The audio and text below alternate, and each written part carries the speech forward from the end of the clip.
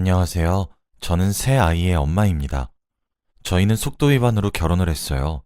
아이를 가졌었고, 당시 서로를 깊이 사랑하고 있었습니다. 당연히 이미 결혼 얘기가 서로 오가고 있던 상황에 제가 임신을 하게 되었다는 사실을 알게 되었죠. 제 임신은 결혼 선물이 되었고, 저희 양가의 축복 같은 존재였습니다. 더욱 축하를 받았던 이유는 뱃속에 쌍둥이가 임신되어 있었기 때문이에요. 일란성 쌍둥이로 딸아이 2명이었죠. 현재 딸들은 초등학교에 다니고 있습니다. 처음 쌍둥이를 육아를 하고 있었을 때 무척 힘들었어요. 정말 많이 울고 그랬거든요. TV에서 누군가가 그러더군요. 쌍둥이의 육아는 힘든 것이 2배고 행복한 것이 4배로 돌아온다고 말이에요. 정말 그 말 딱 그대로였어요. 쌍둥이를 육아하는 도중에 정말 힘들고 지치는 순간들이 많이 있었지만 그럼에도 불구하고 아이들이 하루가 다르게 쑥쑥 커가는 모습을 보고 있으면 너무 행복했거든요. 저희 부부의 가족 계획도 아이는 둘뿐이었기에 만족스러웠기도 했죠. 그런데 어느 날 제가 입맛이 바뀌어 있더군요. 생전 좋아하지도 않았던 생크림 케이크가 먹고 싶어 눈에서 눈물이 나기도 했고 기분이 하루에도 수십 번은 오르락내리락 했습니다. 그리고 제가 원래 아침은 굉장히 가볍게 먹는 식습관을 유지하는데 어느새 보니까 아침에 삼겹살을 구워 먹고 있는 제가 보이더라고요. 마치 쌍둥이를 임신했을 때처럼 말이에요. 머리를 굴려 곰곰이 생각해 보는데 저는 한 달에 한 번 하는 마법의 주기가 정말 잘 맞거든요. 그런데 한 달을 아예 걸은 것 같더라고요. 설마 하는 심정으로 약국으로 달려가서 임신 테스트기를 왕창 사왔었죠. 역시나 임신이 맞더라고요.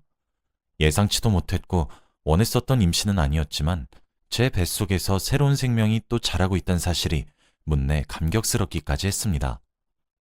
딸아이들이 7살이 되었을 때 임신을 했거든요. 남편은 눈물을 흘리며 기뻐했고 딸아이들도 제 주위를 빙글빙글 돌면서 아기는 대체 언제부터 볼 수 있는 거냐며 기대에 찬 눈빛으로 저를 반짝반짝 올려다봤습니다. 정말 행복했죠. 누나가 된다는 사실에 아이들은 남다른 책임감까지 느끼기 시작했어요. 제가 어허, 의젓한 누나는 밥 먹다 중간에 그런 짓 안 하는데? 하면 아이들은 언제 자기들이 말썽을 부리고 말을 안 들었냐는 듯 의젓한 누나를 흉내내려고 노력하곤 했습니다. 아직 젊은 나이라 또 육아를 하는 것에 대해 엄청난 두려움도 없었어요. 쌍둥이까지 제가 길러냈는데 아이 하나쯤이야. 이런 마음이었죠. 양가의 임신 소식을 알렸을 때도 정말 많이 좋아해 주었습니다. 임신 초기에 유산의 위험이 있어 꽤 오랫동안 숨기다가 말을 했었거든요. 심지어 이번에 임신을 하게 된 아이는 남자아이라 양가에서 더 기뻐하셨어요. 원래 남매를 낳아야 한다고 하시면서요. 제 남편은 동네에서도 소문이 자자한 딸 바보의 애처가예요. 제가 임신을 하게 되면서 저를 무슨 유리구슬 다루듯 대하기 시작했죠. 아무래도 임신을 한 상태라 더욱 조심스럽게 저를 대하는 것이 너무 좋아서 일부러 끙끙거려 보기도 하면서 신혼 분위기를 물씬 냈습니다. 딸 쌍둥이는 태동부터 장군감이어서 제가 임신 기간 동안 정말 고생을 많이 했었는데 우리 아들은 벌써부터 엄마 걱정이 태산인 건지 뱃속에서도 그저 얌전하더라고요. 그렇게 뱃속에 아이를 품은 지 10개월이 지나자 출산이 코앞으로 가까워지게 되었고 저는 출산을 위해 입원을 하게 되었습니다. 유도분만을 통해 아이를 자연분만하는 데 성공했고 예쁜 왕자님은 그렇게 제품으로 들어오게 되었죠. 꼬물거리는 손가락부터 저를 쏙 빼닮았더라고요. 어찌나 예쁘던지 눈에 넣어도 아프지 않을 것 같았습니다. 하지만 출산을 하는 도중 제 몸이 너무 많이 상해버렸고 산후조리와 함께 몸조리를 다른 산모들에 비해 조금 오래 하게 되었어요. 남편은 그 사이에 혼자 집에서 쌍둥이들을 케어했죠. 주말에만 제가 있는 조리원에 찾아와 아들과 동생이 될 아이를 구경하고 집으로 돌아갔습니다. 그렇게 출산 후 약 한 달을 꼼짝없이 침대에 누워 조리를 했어요. 그리고 조리원을 퇴소해 집으로 돌아왔습니다. 하지만 이미 제게 쌍둥이 딸 아이들이 있었고 그 아이들을 케어하면서 신생아를 동시에 케어하는 것은 정말 지옥 같은 난이도였죠. 사실 딸아이들은 너무 장군감이었고 아들이 너무 순했어요. 누워있는 신생아인 제 아들은 조리원에서도 순하다고 소문이 날 정도였거든요. 사실 아들이 그렇게 순해서 제가 힘들다는 것이 거기서 끝났지, 아들도 예민했으면 정말 정신을 잃었을 정도였죠. 시댁과 친정에서도 제가 너무 많이 힘들어하니까 아이 셋의 육아를 도와주고 싶어 하셨으나 저희 집의 사정을 도와주실 시간적 여유가 양가 모두 없었습니다. 그래서 그 대신으로 저희 집에 시댁과 친정에서 금전적인 지원을 조금 해주셔서 그 돈으로 산후도우미를 부르기로 결정했어요. 경제적으로 돈의 지출은 많아질 수 있겠지만 제가 정말 딱 죽겠다 싶을 정도로 힘이 들어서 제가 먼저 잘못되겠다는 생각이 들 정도였거든요. 그래서 저희는 지인들에게 추천받은 산후도우미 업체에 연락을 했고 저희 집에 산후도우미가 오게 되었습니다. 저희가 고용한 산후도우미는 산모와 신생아를 케어하고 저희 집 가사를 지원해주는 서비스였어요. 물론 비용은 꽤 많이 비쌌습니다.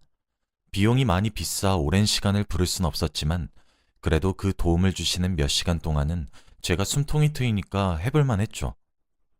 그렇게 시간이 흘렀어요. 아들이 태어났을 때 딸아이들은 초등학교에 갓 입학을 했었던 때였죠. 아이를 출산을 한 후에도 의사 선생님께서는 저는 자주 걷는 운동을 하셔야 한다고 추천을 해서 쌍둥이들의 등하교를 제가 손을 잡고 데려다 주었다가 데리러 가는 식으로 나름 생활용 운동을 하고 있었거든요. 여느 때와 다름없이 딸아이들의 손을 양손에 하나씩 잡고 아이들을 학교에 데려다 주러 가는 길이었죠. 교문 앞에 다 와서 아이들과 빠빠이하며 손을 흔들고 집으로 돌아가려는 그때 갑자기 남편에게 전화가 한 통 걸려왔습니다.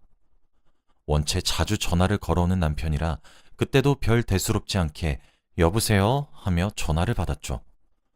그런데 전화기 너머 들리는 남편의 목소리는 다급해 보였고 횡설수설해 보였습니다. 저도 덩달아 마음이 조급해졌고 남편을 다그치며 설명을 요구했어요. 그런데 세상에, 남편에게 들려왔던 전화 속 진실은 정말 끔찍한 수준이었습니다.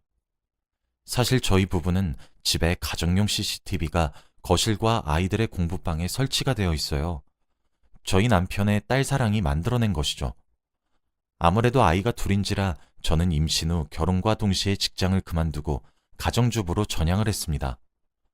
저희 부부 둘 다 아이를 키우는 데 있어 최대한 부모 손에서 아이를 기르자는 것이 육아 신념이어서 합의가 된 사항이었죠.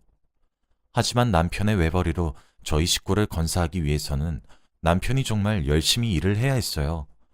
야근 수당을 받기 위해 야근을 자처해야 할 정도였죠. 다행히 남편의 벌이는 남들보다 많이 받는 수준이기도 하고 남편이 재테크도 무척 잘해서 경제적 어려움은 없었습니다. 하지만 남편이 일을 하면서 가장 크게 겪게 된 어려움은 자신이 사랑하는 아이들의 얼굴을 평일엔 항상 자는 모습만 지켜봐야 된다는 것이었어요. 그래서 남편은 일하는 도중에도 자신이 너무 힘들고 지칠 때 자신의 아내인 저와 아이들의 모습을 보며 기운을 차리고 싶다면서 가정용 CCTV를 설치하자고 제안을 하더라고요. 그리고 저도 아이들의 안정상 문제로 설치하는 것이 좋을 것 같다는 생각에 동의했습니다. 그런데 그때 남편은 출근을 하고 난 뒤 회의를 앞두고 저와 아들을 보고 싶어 가정용 CCTV를 휴대폰으로 켰다고 해요. 하지만 저는 온데간데 없어서 우리 딸내미들 학교에 데려다 주고 벌써 도우미가 오셨구나 라고 생각을 하고 있던 찰나에 산후도우미 모습을 보았다고 합니다. 그 모습을 보자마자 남편은 당장 회사를 뛰쳐나오며 제게 전화를 걸었고 전화를 받은 저도 다급히 집으로 향했습니다. 어쩐지 이상했어요. 아들은 순한 수준이 아니라 거의 묻어난 수준이라서 잘 울지도 떼를 쓰지도 않았고 칭얼거리는 것도 다른 아이들보다 덜했습니다. 처음엔 발달이 늦은 것은 아닌가 걱정했었는데 타고난 천성이 순하다고 하시더라고요. 조리원에서도 저희 아들이 가장 수월하다고 할 정도였으니 말 다 했겠죠. 그런데 그런 아들이 도우미를 부르고 난 뒤부터 시도 때도 없이 자지러지는 울음을 터뜨리기도 하고 투정을 부리기 시작해서 저도 많이 당황스러웠었거든요. 이미 산후도우미가 오기 시작한 지 일주일도 넘게 흐른 상태에서 남편이 우연한 기회로 보게 된 것이었어요. 다급히 집으로 뛰어가듯 들어갔습니다. 그랬더니 도우미는 오늘은 빨리 돌아오셨네요? 라고 아무렇지 않게 우는 아이를 어르고 있더라고요. 제가 도착하고 몇 분 지나지 않아 남편도 다급히 집으로 뛰어들어왔죠. 저는 도우미로부터 제 아이를 바로 뺏어들어 제가 안았어요. 남편은 머리끝까지 화가 나 있었고 저는 눈물밖에 나오지 않았죠. 남편은 가정용 CCTV가 거실에 달려 있었다는 사실을 밝히면서 방금 도우미인 당신이 하고 있었던 모든 사실을 알고 왔다며 경찰을 부르겠다고 화를 내기 시작했어요. 저희 남편이 저와 아이들에겐 정말 다정하고 큰 소리 한번 내지 않지만 진짜 무서운 사람이거든요. 경찰을 부르기 위해 남편이 전화기를 꺼내들자 도우미는 바로 다급히 무릎을 꿇고 빌기 시작했어요. 사장님, 사모님, 한 번만 용서해 주세요. 대신 지금까지 결제하신 금액 전액 환불해드리고 그 기간 동안 도우미는 공짜로 해드릴게요. 네? 제가 정말 미쳤나 봐요. 정말 죄송해요. 라며 머리를 쿵쿵 바닥에 찌우며 저희에게 싹싹 빌기 시작했고 남편은 그런 도우미를 저희 집안에서 무식하게 끌어냈습니다. 놀란 가슴을 진정시킨 뒤 아이를 병원에 데리고 가서 진료를 했어요. 엑스레이도 찍고 할 수 있는 검진이란 검진은 다 한 것 같습니다. 신생아는 머리뼈도 덜 붙은 상태라 혹시 뇌에 손상이라도 가면 어떡하는 것인지 나는 엄마의 자격이 있는 것인가 싶어 진짜 억장이 무너져 내렸고 스스로를 자책만 했어요. 저와 남편은 집으로 돌아왔습니다. 속에서 천불이 나더군요. 어차피 저희가 현재 도우미를 부르기 시작한 지 일주일이 조금 넘었지만 그간의 영상들이 다 녹화가 되어 있었기 때문에 저와 남편은 컴퓨터로 영상들을 보기 시작했습니다. 정말 그동안 아무것도 몰랐던 저와 남편은 아들에게 얼마나 죄스러웠는지 몰라요.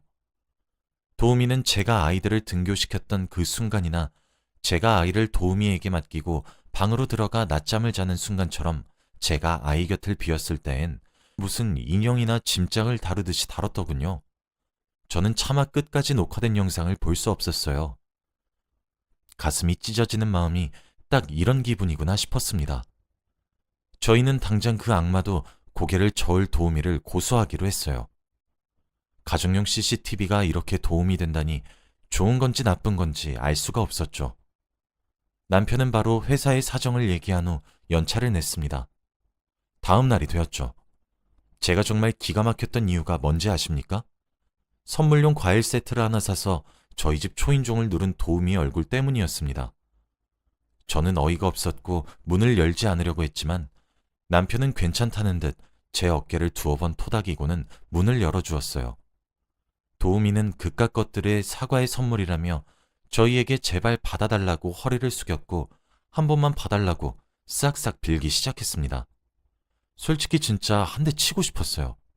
제가 몸이 성했다면 아이를 안고 있지 않았다면 분명 뺨을 내려쳤을 겁니다. 남편은 무릎을 꿇고 있는 도우미를 밖으로 끌어내며 그 위로 그 도우미가 가져온 과일들을 던지면서 쌍욕을 했죠. 당장 눈앞에서 사라지고 집에 가서 고소장이나 기다리라고 하면서 말이죠. 고소를 당한다는 사실을 알고 나니 겁을 먹은 건지 횡설수설거리며 저희에게 잘못을 빌기 시작했습니다. 저흰 당연히 무시했고요. 우린 그 이후 영상들을 증거로 변호사를 만나러 갔고 경찰에 고소를 진행했어요. 그리고 정신적 피해 보상까지 민사로 소송을 신청했습니다. 그러나 그 과정에서도 산후도우미의 뻔뻔한 발언들은 이어졌어요. 아이를 재우는 과정에서 모션이 과했었던 것은 아이가 자꾸 울며 보채서 달래는 과정에서 그렇게 표현된 것이라는 등 억울하다며 발뺌을 하더니 결국 동영상들이 전부 밝혀지고 나서야 스스로 인정하기 시작하더군요. 이유가 뭐냐고 묻는 질문에 도우미는 뻔뻔하게 이렇게 대답했어요. 너무 시끄러워서 스트레스를 받아서 그랬던 겁니다. 정말 죄송해요. 라고요. 결국 도우미는 법의 심판을 따르게 되었습니다. 제가 정말 어이가 없었던 점은 그 산후도우미도 집에 자식이 저희 집처럼 셋이나 있는 사람이었기 때문이에요.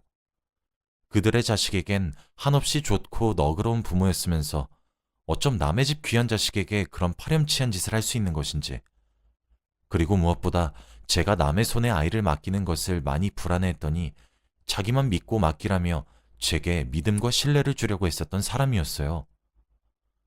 그렇게 사건은 일단락이 되었고 제 아들도 건강을 회복했습니다. 그런 일을 겪고 나니 두 번 다시 남의 손에 아이를 맡길 수 없을 것 같아 무리를 조금 하는 한이 있더라도 제 손으로 아이를 케어하려고 했죠. 다행스럽게도 아이의 몸에서도 흉 하나 지지 않고 말끔히 사라졌고 제 아들도 원래 순둥순둥했었던 아이로 다시 돌아온 것 같습니다. 제가 겪었던 경험 중 가장 잔혹했던 이 경험을 굳이 이렇게 얘기해드리는 것은 모든 업체들이 그렇진 않겠지만 이런 업체들도 있다는 것을 말씀드리고 싶어서예요. 저도 처음엔 제 몸 하나 조금 편하게 하기 위해 도우미에게 전부 맡기려고 했었던 것이 사실입니다. 하지만 엄마로서 그러면 안 되었다는 사실을 알게 되었어요. 일주일이 넘는 시간 동안 표현도 제대로 못하는 아이가 혼자 견뎌야 했을 고통을 생각하면 가슴이 찢어지는 것만 같습니다. 만일 남편이나 제가 조금이라도 더 늦게 알게 되었을 수도 있다는 상상을 하기만 해도 숨이 턱턱 막히는 것 같네요. 여러분들도 아이를 낳으시면 특히 신생아는 표현에도 서툴기 때문에 항상 주의를 기울이시길 바랍니다. 꼭 그러셔야만 해요. 앞으로도 아이의 뇌에 이상이 있는지는 정기검진을 통해 확인할 생각이지만 의사 선생님의 말씀으로는 다행히도 없을 확률이 더 높다고 하시더라고요. 두 딸아이는 아무것도 모르고 자신의 동생을 한없이 예뻐해주는 모습을 보여주고 있습니다. 정말 다행이라는 생각이 많이 드네요. 제 이야기는 여기까지예요. 긴 글 읽어주셔서 정말 감사합니다.